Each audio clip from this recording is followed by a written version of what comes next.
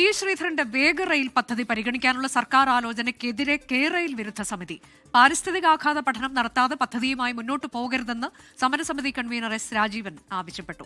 മുഖ്യമന്ത്രി ചർച്ചയ്ക്ക് തയ്യാറായാൽ അദ്ദേഹത്തെ കാണുമെന്നും അല്ലെങ്കിൽ സിൽവർ ലൈനിൽ കണ്ടതുപോലെയുള്ള സമരം വീണ്ടും കാണേണ്ടി വരുമെന്നും എസ് രാജീവൻ പറഞ്ഞു. നിലപാട് കടുത്തു തന്നെയാണ് ഈ പറയുന്ന കേരയിൽ വിരുദ്ധ സമരസമിതി. അവർ നേരത്തെ ഈ സിൽവർ ലൈനിൽ ഏത് നിലപാടാണോ സ്വീകരിച്ചത് അതുതന്നെ അവർ ഇപ്പോഴും തുടരുകയാണ്. നമുക്ക് എല്ലാവർക്കും അറിയാവുന്നതുപോലെ കഴിഞ്ഞ സർക്കാരിന്റെ കാലത്ത് അവരുടെ അഭിമാന പദ്ധതിയായിട്ട് ഉയർത്തിക്കാട്ടിയ ഒന്നായിരുന്നു സിൽവർ ലൈൻ. അപ്പോൾ ഈ സിൽവർ ലൈൻ കൊണ്ടുവരുന്നു എന്ന് പറയുമ്പോൾ തന്നെ ഈ പറയുന്ന കേരയിൽ വിരുദ്ധ സമരസമിതി വലിയ പ്രതിഷേധവുമായിട്ട് സെക്രട്ടറിയേറ്റിന് മുമ്പിലും കാസർഗോഡ് മുതൽ തിരുവനന്തപുരം വരെ വലിയ പ്രതിഷേധമൊക്കെ തീർത്ത് നമ്മൾ കണ്ടതാണ്.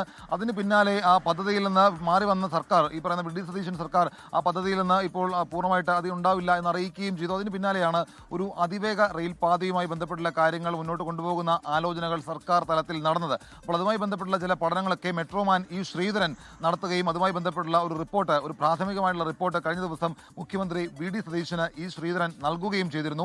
അത് ഇപ്രകാരമാണ് പറയുന്നത്. അതായത് തിരുവനന്തപുരത്ത് നിന്ന് കണ്ണൂർ വരെയുള്ള ഏകദേശം 400 കിലോമീറ്റർ 3 മണിക്കൂർ 15 മിനിറ്റ് വേഗത്തിലെത്താൻ കഴിയുന്ന രീതിയിലുള്ള ഒരു അതിവേഗ റെയിൽപാത കേരളത്തിൽ നടത്താൻ കഴിയും. അതുമായി ബന്ധപ്പെട്ടുള്ള DPR പൂർത്തിയായിട്ടുണ്ട്. അതുമായി ബന്ധപ്പെട്ടുള്ള പഠനങ്ങൾ പൂർത്തിയായിട്ടുണ്ട്. പാരിസ്ഥിതികാഘാത പഠനം പൂർത്തിയായി എന്നുള്ള കാര്യങ്ങളൊക്കെയാണ് ഇ ശ്രീധരൻ മുഖ്യമന്ത്രി വി ഡി സതീശനെ അറിയിച്ചത്. അപ്പോൾ സ്വാഭാവികമായിട്ടും നിലവിൽ അതുമായി ബന്ധപ്പെട്ടുകൊണ്ട് 2 ആഴ്ചയ്ക്കുള്ളിൽ മറുപടി നൽകാം എന്നുള്ള നിലപാട് മുഖ്യമന്ത്രി സ്വീകരിക്കുകയും ചെയ്തിരുന്നു. അതിന് പിന്നാലെയാണ് ഇപ്പോൾ കേരയിൽ വിരുദ്ധ സമരസമിതി അതിനെതിരെ രംഗത്ത് വന്നിരിക്കുന്നത്. നിലവിൽ കേരളത്തിലെ സാഹചര്യത്തിൽ വയബിൾ ആയിട്ടുള്ള ഒരു പദ്ധതി എന്ന് പറയുന്നത്, അല്ലെങ്കിൽ നിലവിലത്തെ സാഹചര്യത്തിൽ അനുയോജ്യമായതെന്ന് പറയുന്നത് ഈ ബ്രോഡ് ഗേജ് സംവിധാനത്തിലുള്ള പാതയിലൂടെ തന്നെ പോവുക. നിലവിലുള്ള റെയിൽ പാത അത് ഇരട്ടിപ്പിച്ചുകൊണ്ട് അതിലൂടെ 200 കിലോമീറ്റർ വേഗതയിൽ പോകാൻ കഴിയുന്ന ഒരു സാഹചര്യം ഉണ്ടാക്കിയെടുക്കുക. ഈ വന്ദേ ഭാരത് ആ രീതിയിൽ പോകുന്നത് നമുക്ക് മുമ്പിൽ ഉദാഹരണമായിട്ടുണ്ട്. അപ്പോൾ ബ്രോഡ് ഗേജ് സംവിധാനത്തിൽ പോവുക, സ്റ്റാൻഡേർഡ് ഗേജിലേക്കോ അല്ലെങ്കിൽ സ്റ്റാൻഡേർഡ് എലോണിലേക്കോ പോകുന്ന ഒരു സാഹചര്യം ഉണ്ടായിക്കഴിഞ്ഞാൽ വലിയ പ്രതിഷേധം സിൽവർ ലൈനിൽ കേരളത്തിൽ എങ്ങനെ കണ്ടോ അതേ രീതിയിൽ തന്നെയുള്ളൊരു പ്രതിഷേധം കേരളത്തിൽ ഉണ്ടാകും എന്നുള്ളൊരു മുന്നറിയിപ്പാണ് സിൽവർ ലൈൻ